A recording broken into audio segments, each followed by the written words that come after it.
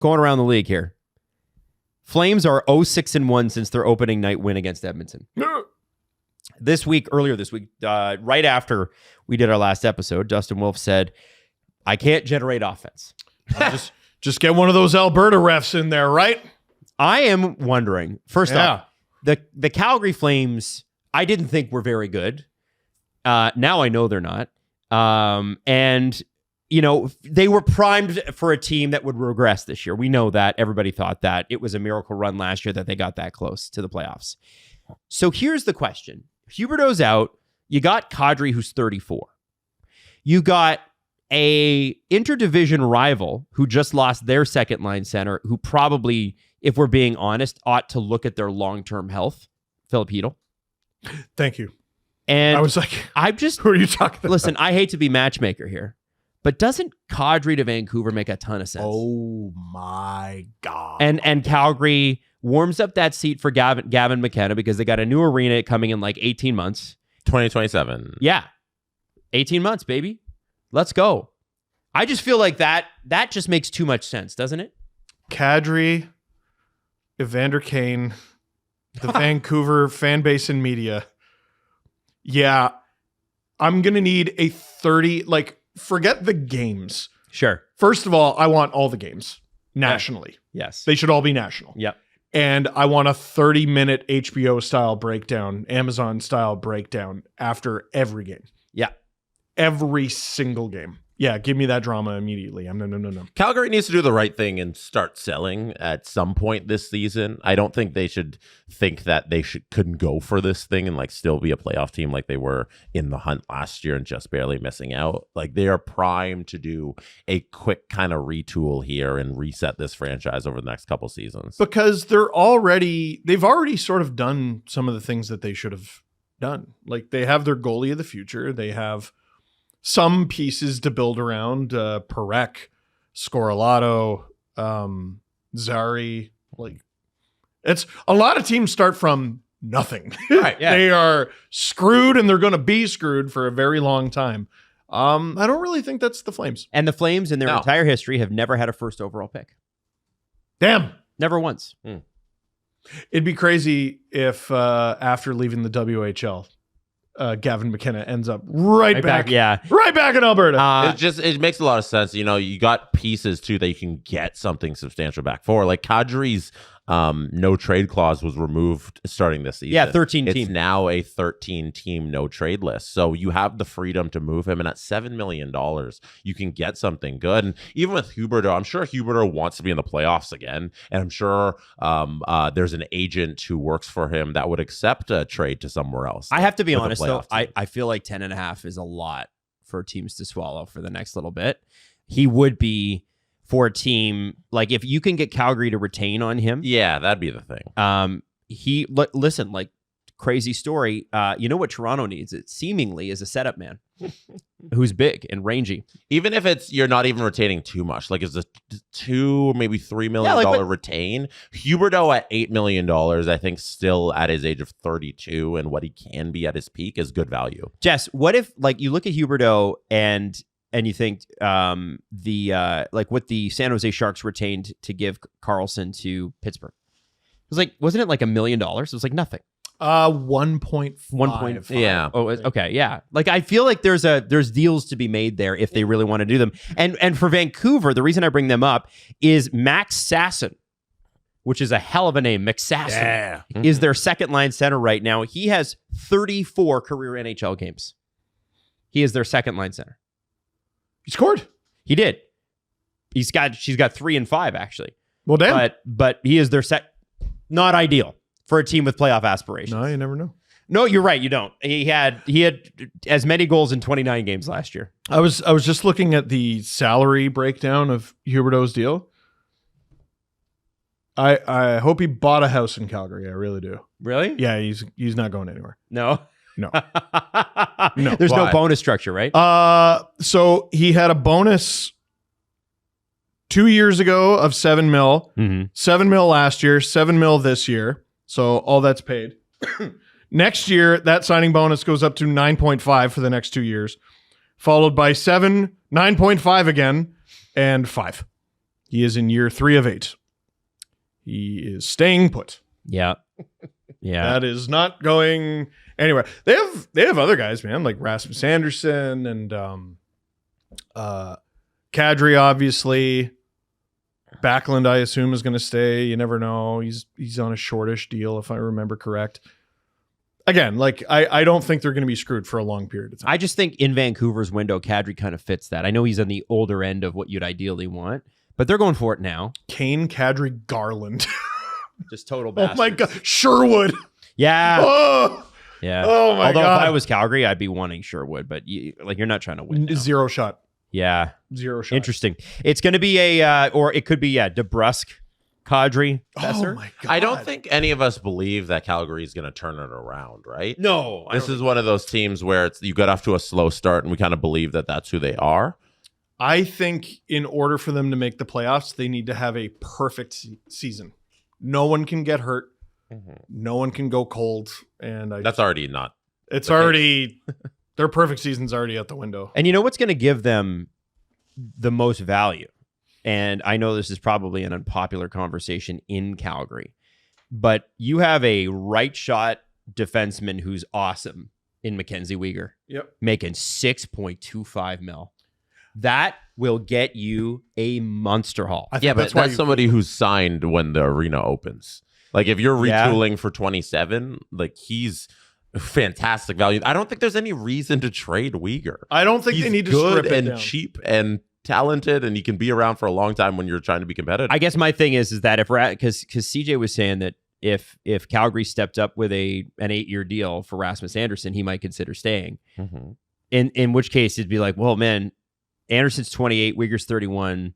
We're not going to win much in Uyghur's window. I know he's got a no trade, but like people can waive those. Weegar plays both sides. Yeah, I don't know. Just a thought. Again, It They're- falls off a lot after Uyghur, Ball, and Anderson. It's like I think need you need to Parekh. hang on to some. They're not trying to tear it down like the Sharks or Yeah. Blackhawks, right? yeah. your takeaway should be no matter how they finish this year, the organization is not in bad shape. Yeah. I think And I think trading Weegar is too much. Like you're digging your hole way. What about a guy like Blake Coleman? Yes. Almost Yeah. $5 million. That's fine. Yeah. Yeah. I'm not going to spend any time saying, no, keep Blake Coleman. No, If there's a deal to be had for Blake Coleman. that is prime overpay for this Even like guy. a Lamborghini there, $2 million or something, Yeah. a UFA. Don't need to spend any time. If you want to trade Lamborghini for something, do it. But consider he rules And he and rules so he's much. fun. That guy rocks. I want him back. 60? Oh, yo, Attitude per 60. rock star per 60. Yeah. Yeah. Shirt off every time a camera is present per 60. Through the roof. Yeah. Now, a lot is being made in Vancouver. Sorry, Calgary, but the segment really is about the Canucks. A lot is being made in Vancouver about Elias Pettersson, and the stat line sucks. 8 games, 1 goal, 3 assists. That sucks. That's roughly the points per game that he had all of last year. And before you tell me, but Adam, it's only 8 games. That's 10% of the season. I'm sorry, but we need to start looking at things in chunks. Some people get That to say sucks. that. Some people get to say that. Some people don't. Yep. He does not. He doesn't because McDavid gets to say that. He's Yes. Connor McDavid. Yes. Thank you, McDavid Yeah. had Context. how many points last year? He's cold to start the year.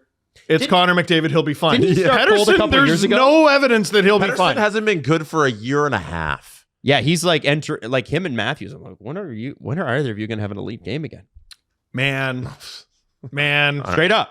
We've already had that conversation. No, straight And up. they haven't played since. Straight but up. Yeah. I think it could start tonight in Buffalo for the Leafs. Your best players, your highest paid players, they have to be your best. Now, this clip's a little bit long, but the press does ask Adam Foote about Pettersson's 5-on-5 time, which was quite low.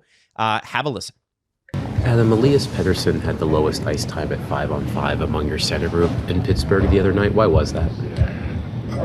Why did he have the lowest ice time 5-on-5? Yes, among your center group. Can you give me his ice time on the special teams? Do you remember it? Not offhand, no. You don't remember it? He was 4 on the power play and 2 on the PK. Oh, he was 8 minutes special teams. And probably two shifts in the last 8 minutes because we're down 5-1, or the last probably 6 or 7 minutes. I don't know exactly. So when you're playing 8 minutes on special teams, mainly because of our injuries, and those are harder minutes. Killing penalties, things like that. And then you take the 3 games in 3.5 days where you look at Washington physical hockey and three hard road games, and he played really good. So you try to manage, hard penalty kill minutes, hard PK minute at 20 shifts when, you're getting 8 minutes compared to the previous year. He's probably, my guess is he's averaging 4 to 5 minute special teams.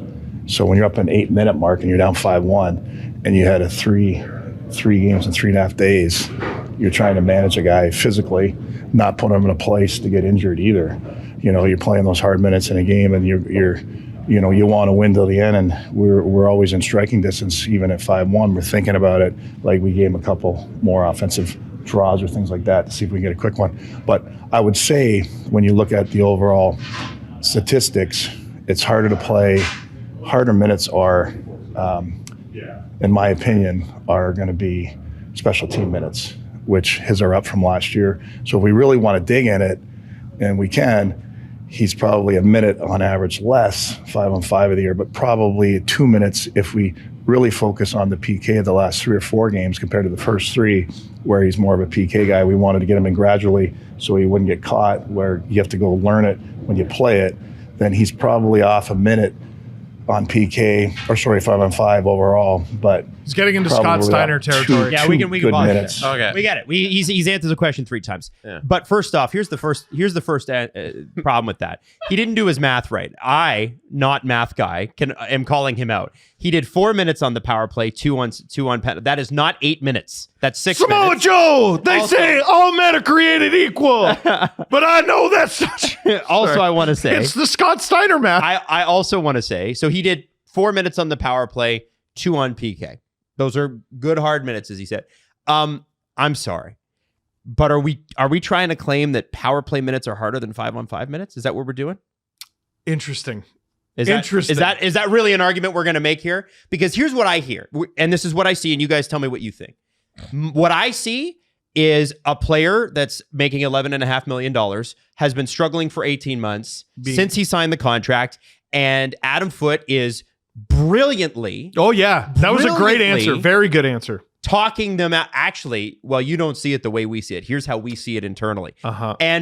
And full respect to him because it takes the spotlight off Pettersson. It was a very, very, very good answer. But for me, that's an organization covering for a player that they hope rebounds. Yeah, and that's part of the job. Yeah. That's part of the job, and I thought he did a great job. What the reporter is asking not a legitimate question, I've seen out there. No. That's a great question. All involved. And it's a question I still have. Everyone involved. I had nothing wrong with anything in that interaction. I think the question was good and the answer was good. What am I supposed to be upset about? I think here? Vancouver is concerned about Elias Pettersson, as they should be. Yeah. And at a certain point, he's not going to be able to cover anymore. Like, we're 4 or 5 games away from people going, okay, yeah, I don't really care about how many minutes he played. Why isn't he scoring? I think it might have been 4 or 5 games ago.